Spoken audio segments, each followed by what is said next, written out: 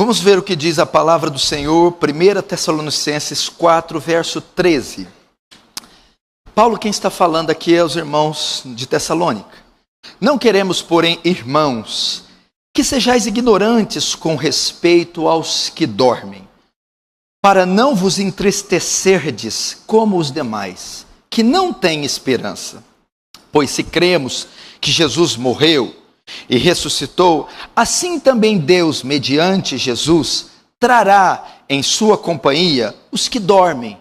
Ora, ainda vos declaramos por palavra do Senhor isto: nós, os vivos, os que ficarmos até a vinda do Senhor, de modo algum precederemos os que dormem, porquanto o Senhor mesmo, dada a sua palavra de ordem, ouvida a voz do arcanjo e ressoada a trombeta de Deus, descerá dos céus, e os mortos em Cristo ressuscitarão primeiro. Depois nós, os vivos, os que ficarmos, seremos arrebatados juntamente com eles, entre as nuvens, para encontro do Senhor nos ares, e assim estaremos para sempre com o Senhor. Consolai-vos, pois, uns aos outros com estas palavras. Deixa aberto aí, feche apenas os olhos.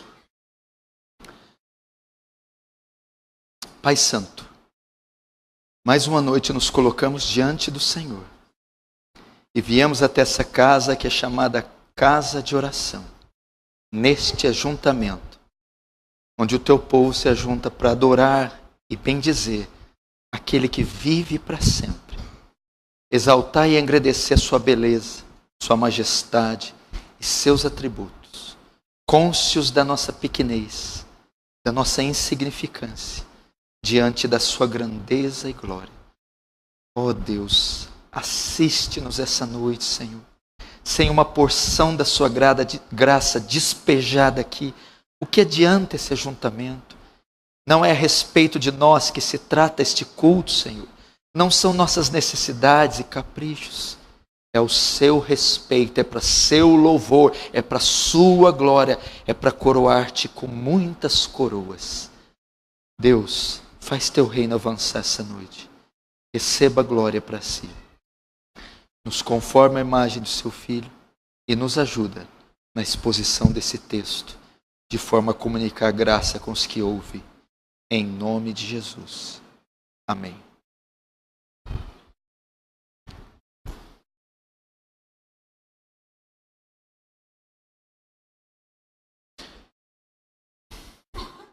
Presta atenção no que nós vamos ver aqui, rapidamente. Você sabe que em todos os locais, em todas as partes do mundo está sendo comemorado a Páscoa.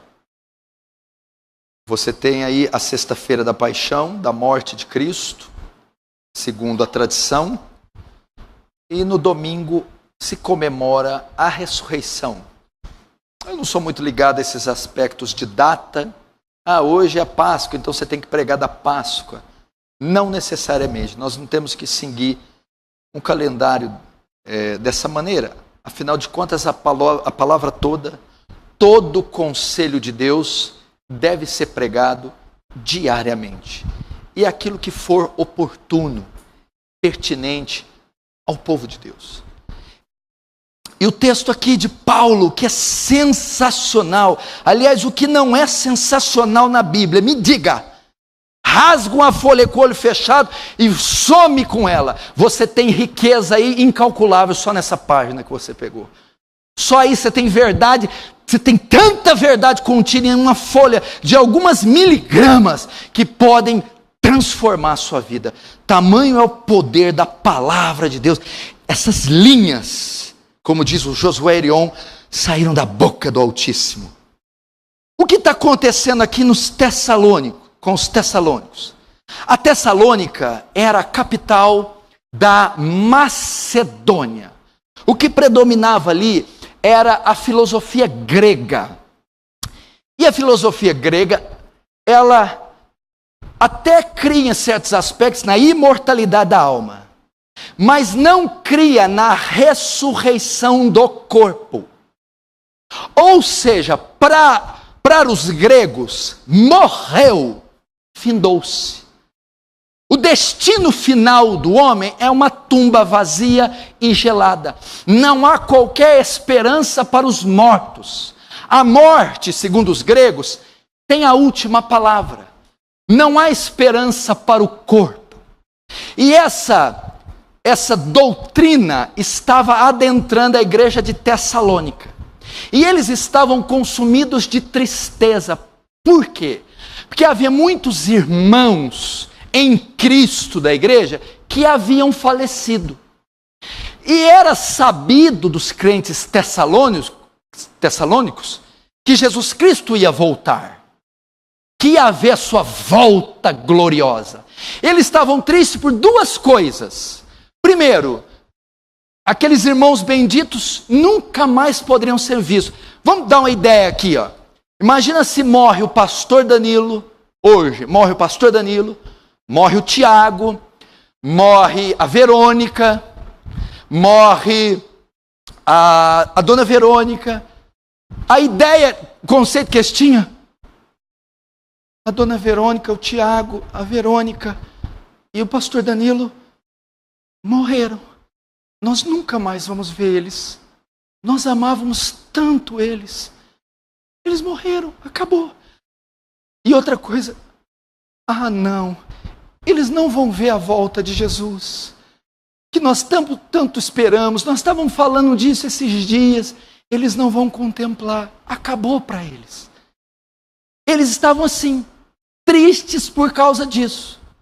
Paulo então escreveu a carta, na altura do capítulo 4, ele vai tratar no tocante a morte e a ressurreição.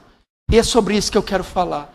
Temos pessoas aqui que têm muito problema com a morte, têm medo da morte, não gostam de falar da morte, rejeitam a morte, não sabem o que vão encontrar depois da morte.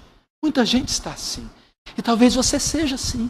As pessoas mais velhas, nós vemos de um pano de fundo folclórico, místico, supersticioso. E tem muitas doutrinas estranhas do purgatório, da reencarnação, do aniquilacionismo. Qual é a resposta que Paulo tinha? Porque estavam consumidos de tristeza. Vamos ver o verso 13, 1 Tessalonicenses 4,13. Não queremos, porém, irmãos, que sejais ignorantes com respeito dos que dormem. Querido, Paulo aqui, primeiro, ele vai destacar o grande mal da igreja, a ignorância. Porque eles estavam consumidos de tristeza? Porque a igreja de Tessalônica ia mal neste aspecto? Porque ela tropeçava? Ignorância. Oséias diz, o meu povo se perde por falta de conhecimento. Deus diz, o meu povo tropeça por ignorância. Nós temos uma igreja brasileira sincera. Você vai encontrar crentes sinceros em todas as denominações com absoluta certeza. Porém, nós temos uma igreja brasileira ignorante. E sofre por ignorância. E padece na mão dos lobos por ignorância. E é extorquida pela ignorância. E sofre crises por ignorância. A ignorância aprisiona, mas o conhecimento liberta. E que hoje, essa noite, em nome de Jesus, conhecereis a verdade, e a verdade vos libertará. Não queremos que sejais ignorantes. O Senhor quer que você que me ouve pelo vídeo ou aqui, não seja ignorante quanto aos aspectos centrais da fé. Não seja ignorante quanto à revelação e o decreto bíblico, que pode te dar força para prosseguir, conforto à sua alma, que pode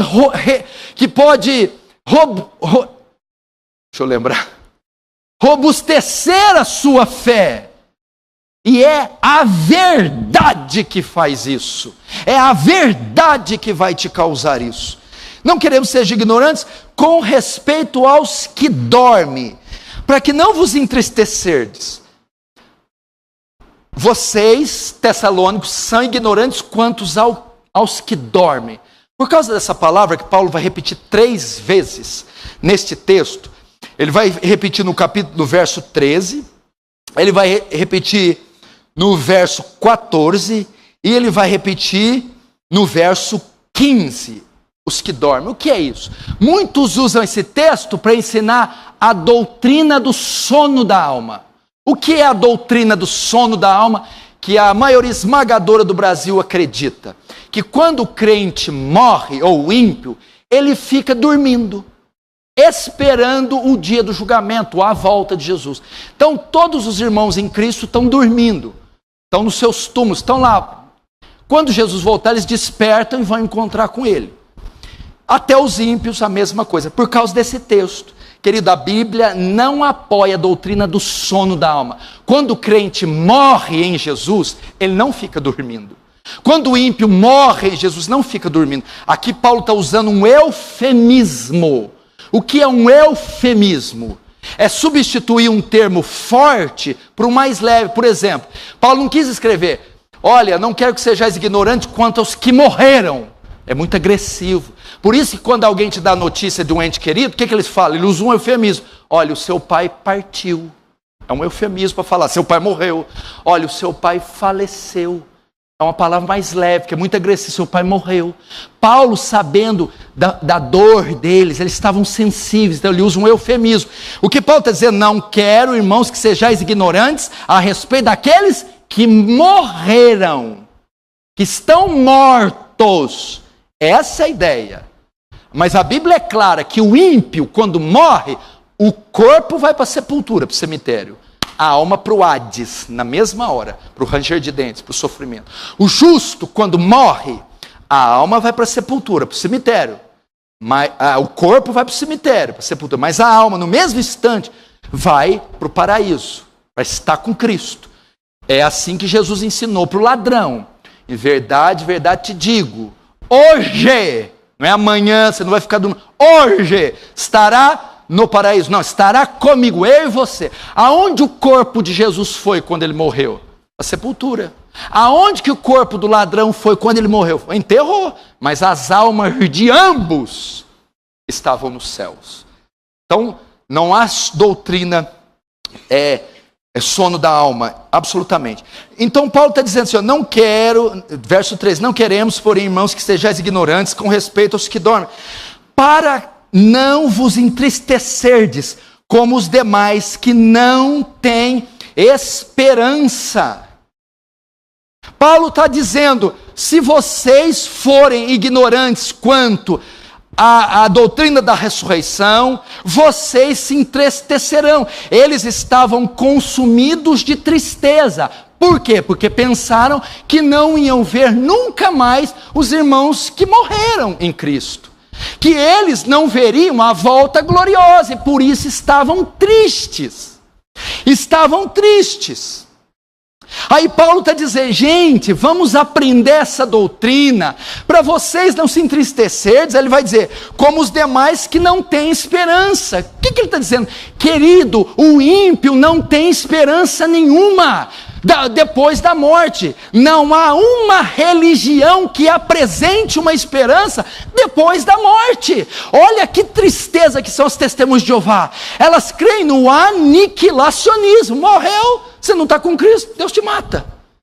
Olha que tristeza os kardecistas. Morre, você tem, o seu espírito vai vagar e vai se reencarnar em uma outra pessoa. Veja os católicos, a alma vai para o purgatório e fica ali purgando anos e anos, centenas e milhares. Olha o ateísmo, morreu, game over, acabou.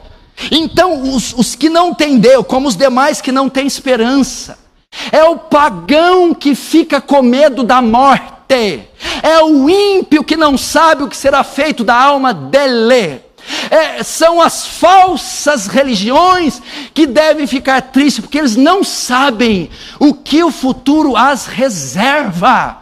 É eles que são dominados. Pode ver, todo cientista, filósofo, ateu, você lê as biografias históricos, quando eles chegam perto da morte, eles são tomados de pavor.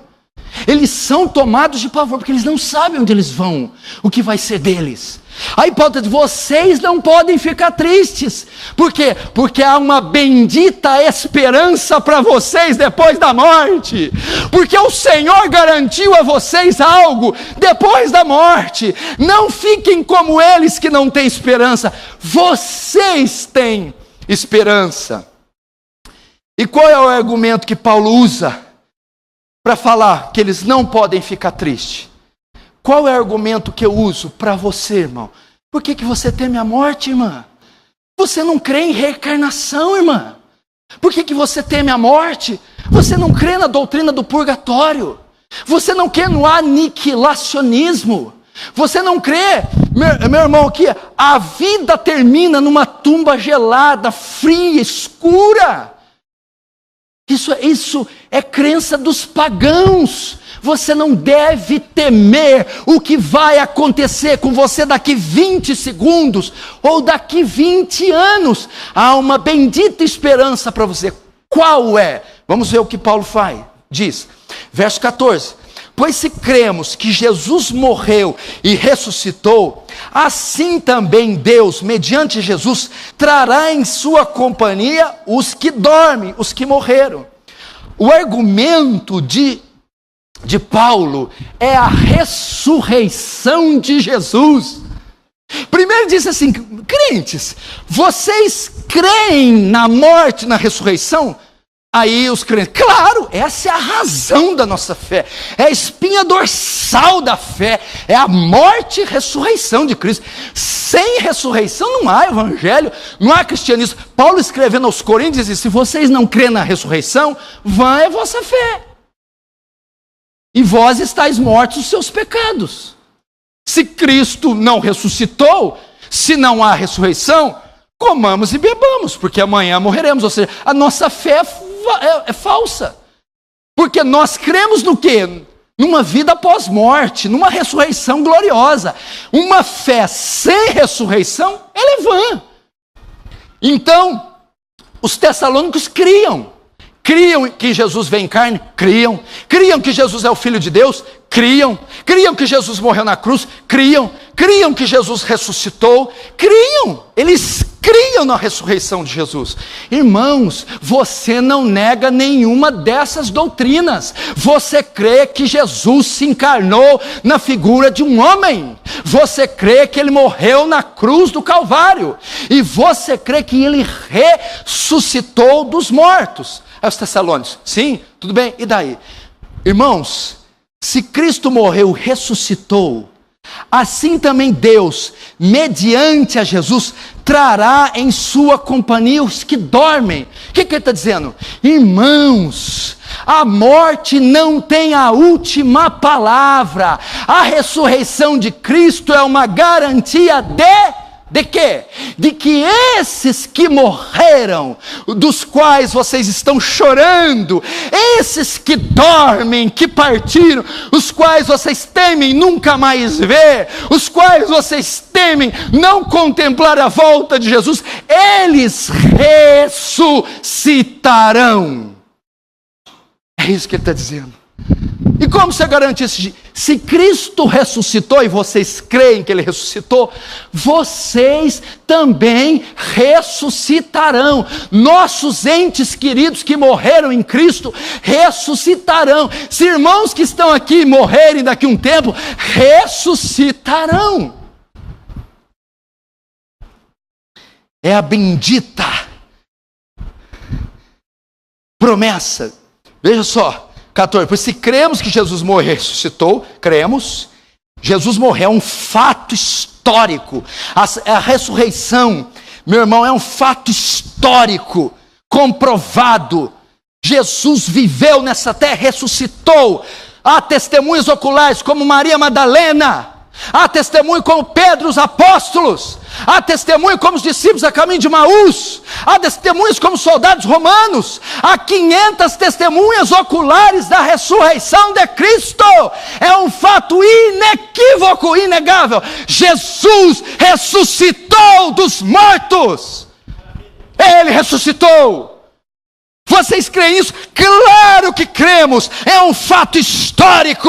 Ele foi sentenciado a morrer numa cruz romana, pelas autoridades romanas. Foi preso numa tumba. Ao terceiro dia, nem soldados, nem pedras, nem diabo, nem Satanás, nem a morte pôde segurar o rei da vida. Pôde contê-lo. Ninguém pôde contê-lo. Não pôde contê-lo. Ele ressuscitou dos mortos. Isso é um fato histórico. Histórico. Eu creio. Você crê. Nós cremos. Aí Paulo usa esse argumento. Para quê? Porque se cremos que Jesus morreu, ressuscitou, Deus, mediante a Jesus, trará em sua companhia os que dormem. Elegante essa afirmação, né? Trará em sua companhia os que dormem. O que significa? Ele, quando vier na sua glória, ressuscitará os que dormem. Essa é a resposta, meu irmão. E como vai se dar essa ressurreição? Como? Quando é essa ressurreição gloriosa? Quando é que ela acontece? Verso 15. Ora, ainda vos declaramos, por palavra do Senhor, isto. O que é isso que Paulo está dizendo? Pode ser tanto uma palavra dita por Jesus, que não foi registrada nos evangelhos, ou pela tradição oral, que Paulo estava a ensinar o quê? Eu vou ensinar, eu vou transferir uma palavra que eu recebi do Senhor quanto àqueles que morrem, que eles ressuscitarão, mediante ao quê? O que vai produzir a ressurreição? Veja só. Ora, 15, ainda vos declaramos por palavra do Senhor, isto, nós, os vivos, os que ficarmos até a vinda do Senhor, até aí. Meu irmão, quando é que se dá a ressurreição? A ressurreição ocorrerá com a vinda de Jesus, com a volta de Jesus. Ele está explicando, os que dormem continuarão dormindo, eles estão mortos, desde Adão, desde Abel, desde Abraão, os corpos estão lá, eles estão juntos com o Senhor, suas almas. E quando é que esse corpo sairá das tumbas, e o pó se refará, e o corpo se unirá à alma? Será no maior advento que a humanidade já viu, o retorno triunfante, glorioso de Jesus. A volta de Jesus anuncia o início da ressurreição. A ressurreição ocorre com a vinda de Jesus. Oh, meu irmão, isso é glorioso demais. Você não espera isso? A vinda de Jesus, a ressurreição ocorrerá na vinda de Jesus. Nós precisamos aprender algumas coisas sobre a vinda de Jesus. Você espera a vinda de Jesus? Você ora Maranata, ora vem Senhor Jesus. Você espera para o retorno glorioso? Ele virá. E como será essa vinda? Que marcará a ressurreição, que é a esperança dos que dormem. É a esperança que eu vou ver os meus entes cristãos que morreram. É a esperança que eles verão o retorno glorioso de Deus.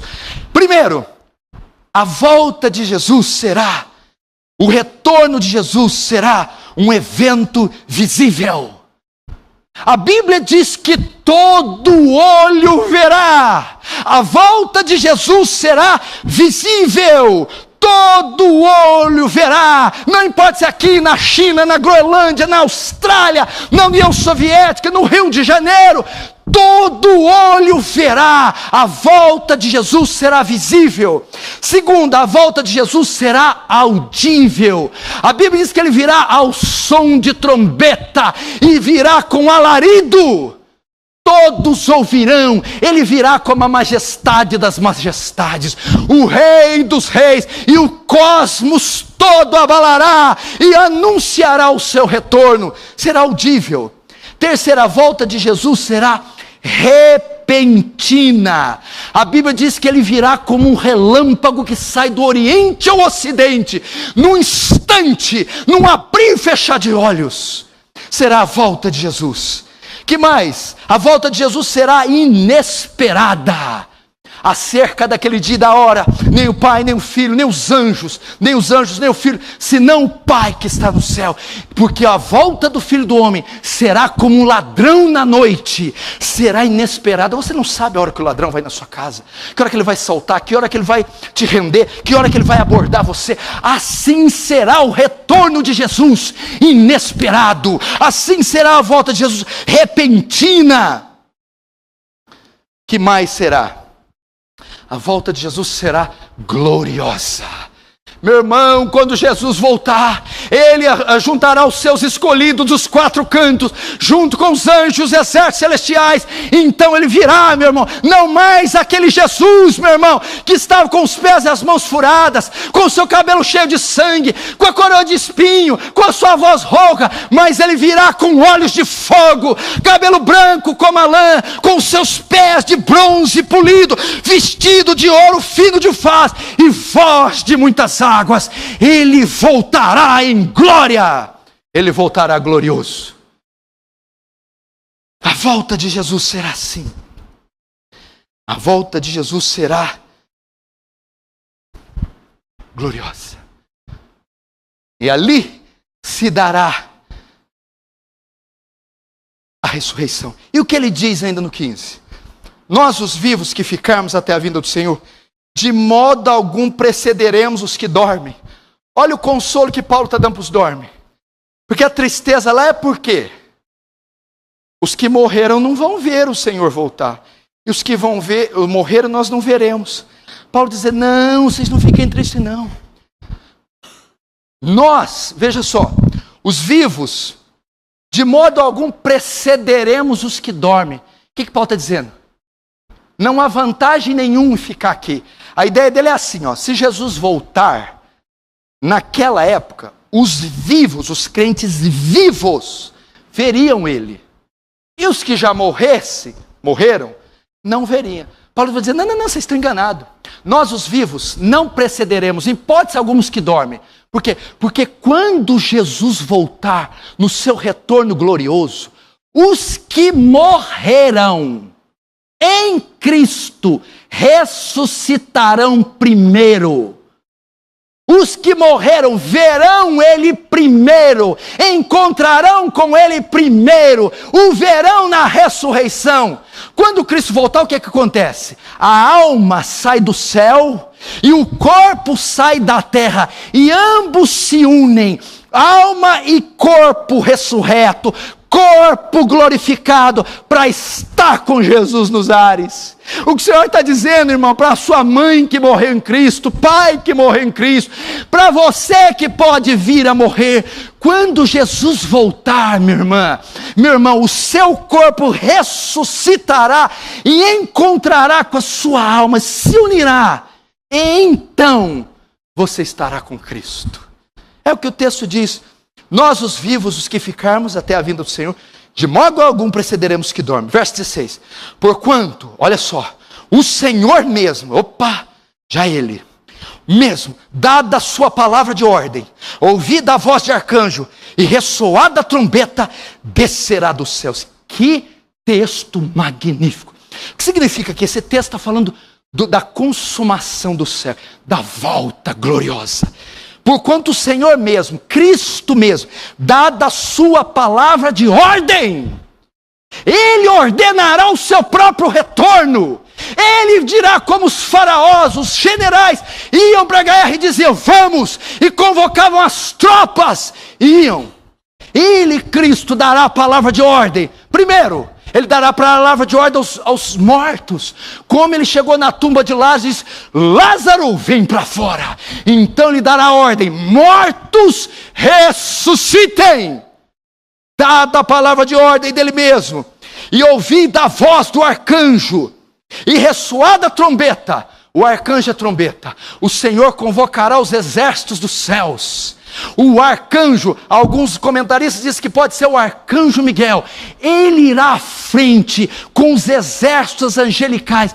Então a trombeta soará. Também é uma alusão à última trombeta. Então o Senhor se levanta do seu trono como general, dá a palavra de ordem, ordena os exércitos dos céus, ordena os mortos que ressuscitem, juntam todas as milícias angelicais e soam a trombeta. Aí o que acontece? Voz de arcanjo, ressoa da trombeta, descerá dos céus. Rapaz, ele descerá dos céus. Ele sai do seu trono, vem com todos os exércitos ao seu redor e desce do céu, e desce até encontrar com seus remidos. Desce e faz o quê? Quando ele desce, e os mortos em Cristo ressuscitarão primeiro. Então Paulo conta por revelação divina. Vem cá, eu vou espiar um pouquinho a janela do futuro com vocês. Vocês estão muito tristes, muito borocochô. Meu Deus, que tristeza, que pano que é esse que tomou em Tessalônica? Deixa eu te dizer para vocês, não. E os que morreram não vão preceder, vocês não vão preceder de maneira nenhuma os que morrem. Os que dormem, porque dada a palavra de ordem, e o som de arcanjo, o soar da trombeta, ele descerá do céu com os exércitos. Então os túmulos, as sepulturas, sairão os mortos, com os corpos glorificados, se unindo com as almas, e encontrarão comigo nos ares. É um subindo e outro descendo. Que coisa gloriosa. E Paulo está dizendo, por que vocês estão tristes? Vai ser apoteótico o negócio, vai ser fantástico o negócio, e eles terão mais honra que vocês, porque morreram primeiro, então ressuscitarão primeiro, e me encontrarão primeiro. Fantástico, maravilhoso. Veja só, ressoada a trombeta de Deus, descerá dos céus, e os mortos em Cristo ressuscitarão. Dona Verônica, não adianta, o Geraldo vai encontrar primeiro, minha filha, não adianta. Dá um exemplo do Geraldo, que é um que dorme em Cristo. Mas o Geraldo, dada a palavra de ordem, esse corpo vai se recompor, vai se unir à alma, e este homem ressuscitará dos mortos para encontrar com aquele que desce dos céus nas regiões celestiais. Sua tia, seu irmão, seu primo, seu pai, seu pastor, qualquer um bendito que você conheceu e que morreu em Cristo. Ou a você que está com os exames meio estranhos, que já passou certa idade, que sente que está chegando o seu fim. I have good news for you. Eu tenho boas notícias para você. Você encontrará Ele primeiro. Você ressuscitará primeiro. A morte não tem a última palavra. A morte não é poderosa o suficiente para vencer você. A morte não pode dominar você, porque Jesus entrou na morada dela, olhou na cara dela e matou ela na casa dela. Jesus venceu a morte. E você ressuscitará. E nós, os vivos? E nós, se ele voltar agora? O que acontece com os vivos? Verso 17. Depois nós, os vivos, os que ficarmos, ou seja, ficarmos vivos até a volta de Jesus, seremos arrebatados juntamente com ele. Eles, entre as nuvens, para encontro do Senhor nos ares. Aí o consolo não é só porque isso vai, porque agora está muito gostoso porque os que morrem. Pastor, se eu continuar pregando desse jeito, eu vou desejar morrer hoje. Não morre não, filho, precisa de você. Mas nós os vivos, nós também vamos fazer um negócio diferente com a gente. Nós os vivos seremos arrebatados. A palavra é retirados, sacados, arrancados daqui. Os vivos serão arrebatados. E no arrebatamento acontece a glorificação do corpo. A glorificação do corpo significa a imortalidade do corpo. A incorruptibilidade do corpo se dá na ressurreição com os mortos. Mas e os vivos? Quando forem arrebatados, são transformados. Aí se encontram os mortos em Cristo ressuscitados e glorificados. Depois vem a segunda leva, os vivos, arrebatados e glorificados. E vai fazer o quê? Vão se encontrar com o Senhor nos ares. Que encontro glorioso! Que encontro glorioso! São as bodas do Cordeiro, onde finalmente o noivo consegue a noiva, o noivo pega ela adornada, ataviada, o noivo se encontra com a igreja. Nada pode se comparar a isso. Não há celebração na terra, não há ajuntamento solene que seja na terra que se compara a este dia, onde o noivo vai pegar, onde o noivo vai tomar as mãos da noiva, da igreja, e vai estar com ela. Não tema a morte, igreja. Não temos homens maus. Não temas calúnias, as guerras nucleares, a fome, a peste, o perigo, a nudez, a espada. Não temas. Aquele que crê em mim, ainda que morra, viverá. Quem crê em mim não morrerá, mas no último dia eu ressuscitarei dos mortos. E quando se dará isso? E por quanto tempo? Ao 17 ainda. Depois os vivos que ficarmos seremos arrebatados juntamente com eles, encontraremos com os mortos ressuscitados. Entre as nuvens, regiões celestiais, para o encontro do Senhor nos ares. E assim, estaremos para sempre com o Senhor. Aleluia! Estaremos para sempre. Irmão, não é apenas um filme que tem duração de 2 horas e logo se vai toda aquela alegria. Nem um aniversário que você comemora algumas horas com os amigos e se vai. Nem um gozo momentâneo, mas será um gozo imarcessível, será perene, será eterno. A Bíblia diz que então os mortos e os vivos arrebatados se juntarão com Ele e estarão com Cristo para sempre. Sempre, toda eternidade. Que verdades benditas. O que é o tempo perto da eternidade? Está cansado, filho? Está com veieira, está com 50, 70, 80 anos? Está com dor? Está com crise? Está ansioso? Querido, são só um punhado de anos. São só algumas décadazinhas. Depois que você passar essa barreira, você encontrará com Ele. Você encontrará com Ele nos ares. Você encontrará com Ele nos ares e ficará com Ele para todo sempre. Sempre, sempre, sempre. Amém? Verso 18. Consolai-vos, pois, uns aos outros, com estas palavras. Eita! Paulo é o cara, meu. Né? Aí ele faz esse trechinho aí. Olha, eu estou com pressa, vou escrever isso aqui, eu tenho coisa para fazer. E ele fala assim: dorme com esse barulho. Chora agora. Chora. Chora agora. É isso que Paulo está falando. Vai, dorme com esse barulho. Vai, cadê? Qual é o problema?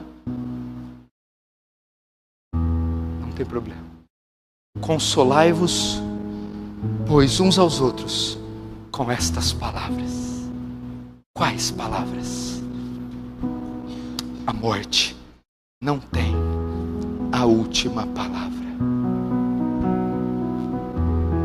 Quem crê nisso diz amém.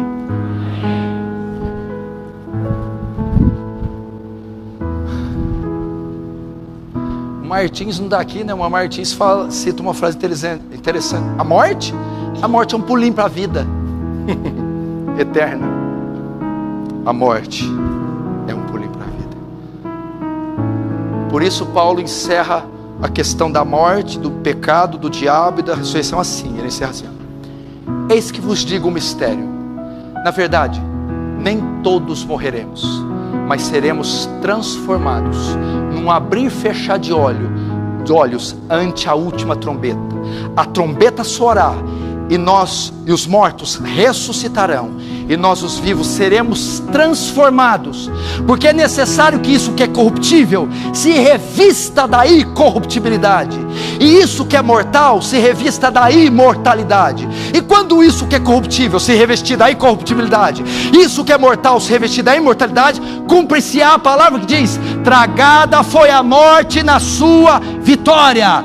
Onde está a morte, o teu aguilhão? Onde está o pecado, a tua vitória?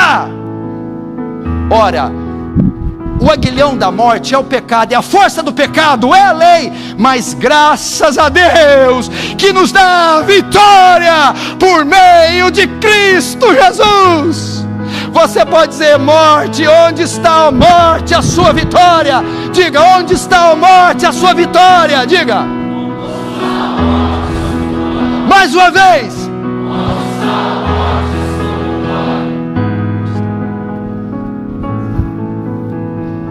Ela perdeu. Jesus matou a morte. Joe Owen escreveu um livro assim: A morte da morte na morte de Cristo. Entendeu? A morte da morte na morte de Cristo. Com a morte de Cristo na cruz, Ele mata a morte. Sabe o que Jesus fez com a ressurreição? A morte estava ali. A morte prendeu, todo mundo era dela. Ela mandava e desmandava, é meu. Ela tinha um galpão, um pavilhão, estava tudo ali. Quando Jesus morreu, ressuscitou, morte. Aí a morte, não. Ela teve que abrir o galpão e foi saindo de fileirinha, um por um. Ela venceu, ela derrotou. Você não tem domínio sobre esses. Solte-os. Foi isso que Jesus fez. Venceu ela na morada, fez um limpa com a morte. Pobre morte. Quem crê em Cristo tem a vida. Quem crê em Cristo diz amém. Só aquele que crê na vida eterna curva a cabeça, fecha os olhos.